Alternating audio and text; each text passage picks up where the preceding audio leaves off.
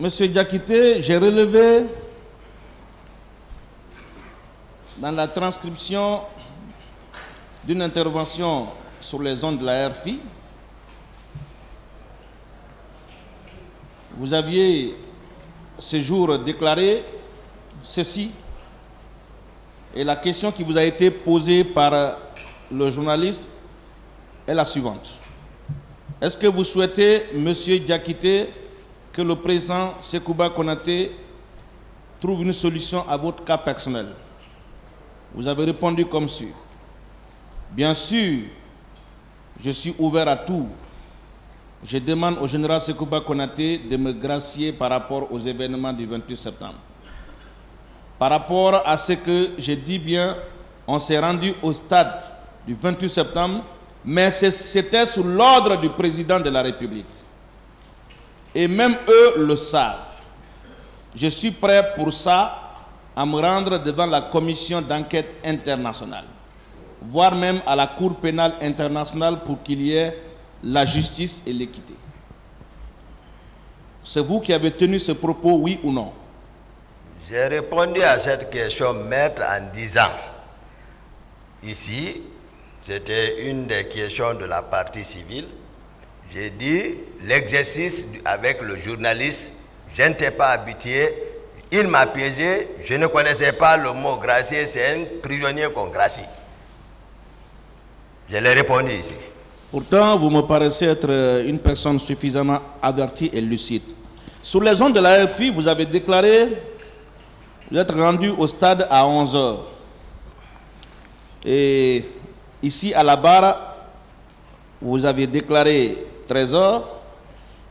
Et dans le procès verbal versé au dossier de la procédure, vous avez parlé de 12 h. Entre les 3 heures là, on s'en tient à laquelle? J'ai répondu à cette question que je préférerais qu'on parle de la matinée et de l'après-midi. D'accord. Alors, à l'occasion d'une de vos comparutions ici à la barre de ce tribunal, vous aviez parlé de votre véhicule de fonction. Quand vous aviez dit,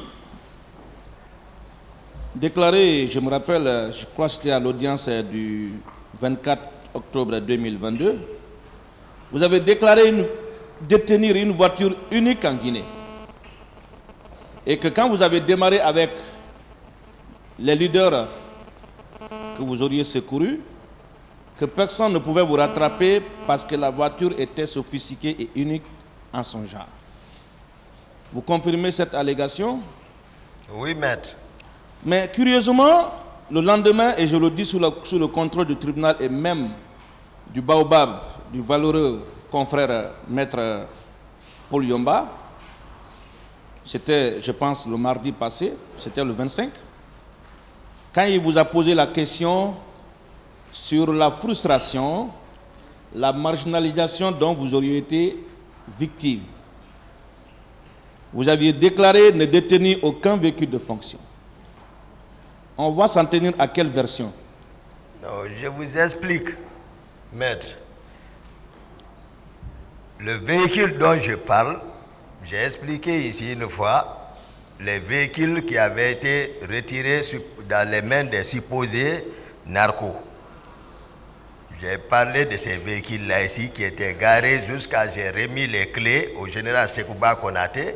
Après, lorsque j'ai constaté que les gens voulaient dérober une, je suis venu encore reprendre les clés et pour ne pas laisser les véhicules, j'ai même dit, j'ai remis un à Marcel et moi j'ai pris l'autre.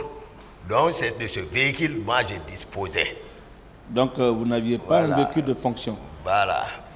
Vous n'aviez pas un véhicule de fonction, on peut s'en tenir à ça? C'est de ça que je vous parle. Vous n'aviez pas un véhicule de fonction, oui ou non?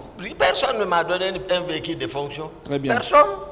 Donc c'est vous qui avez acheté. Moi j'ai roulé. C'est vous qui avez acheté donc le véhicule? Je n'ai pas acheté. Ah oui? Je n'ai pas acheté. On y va, on continue. Voilà. Alors parlant de votre façon de porter le béret, de votre façon de vous habiller, le tribunal pourra certainement se reporter aux anciennes vidéos.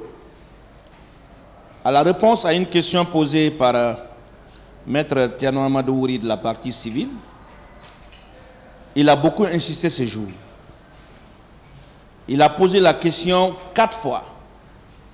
Monsieur Diakité, est-ce que dans votre effectif ou au sein du régiment de la sécurité présidentielle, il y a un élément qui vous imite dans votre façon de porter le béret? Vous aviez hésité, vous aviez réfléchi et vous avez même regardé à plusieurs reprises votre conseil pour donner la réponse suivante.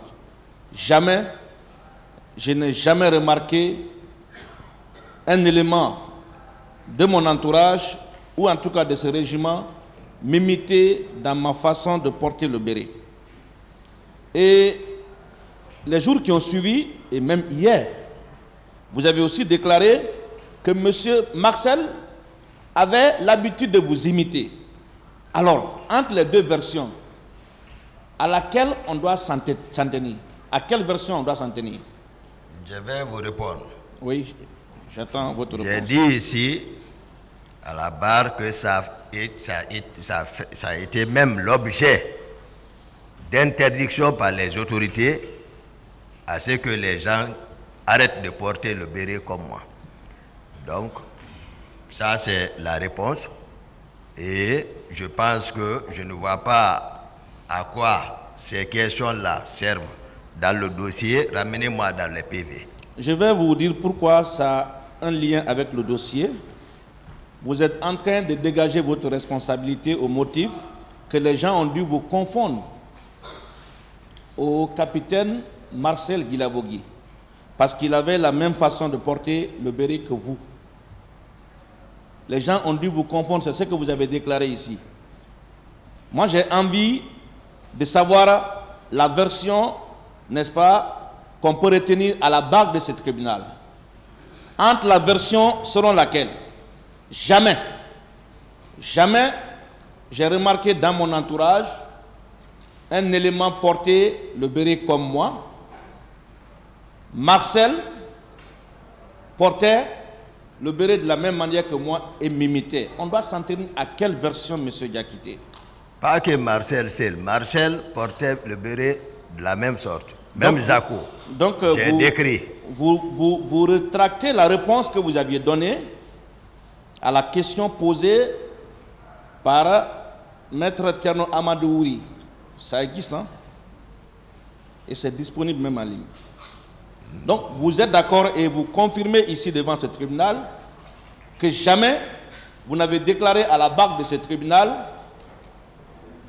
que quelqu'un de votre entourage vous imitait dans votre façon de porter le béret.